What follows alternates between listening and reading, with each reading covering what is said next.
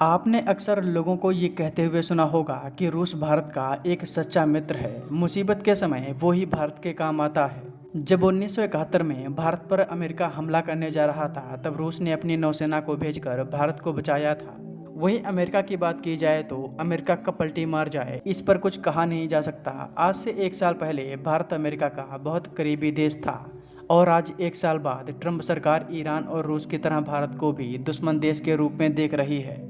America और रूस दोनों की तरफ से भारत को लेकर एक ऐसा बयान सामने आया जो एक बार फिर 1971 युद्ध की याद दिला रहा है।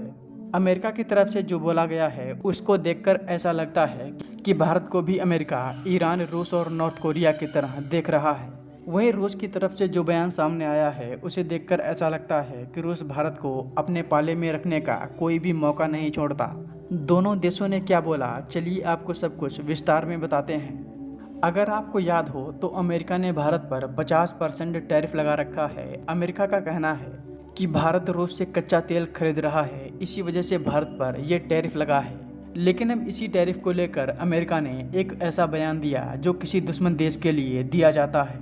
अमेरिका ने कहा कि भारत पर टैरिफ नहीं बल्कि सैंक्शन लगे हैं। सैंक्शन यानी प्रतिबंध। टैरिफ की तुलना में ये बहुत भारी शब्द है।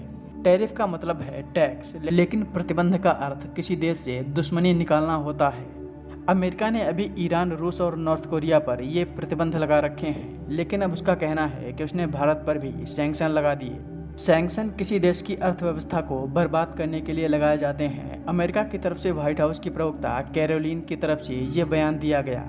इसी बीच रूस से तेल खरीदने को लेकर रूस की तरफ से भी रिएक्शन आया। रूस ने कहा कि अमेरिका भारत को रूस से तेल खरीदने से रोक रहा है और भारत पर लगातार प्रतिबंध लगा रहा है। इसी वजह से हम भारत को अपने तेल में 5% का एक्स्ट्रा डिस्काउंट देते हैं, यानी अब भारत को 5% और सस्ते में तेल मिलेगा।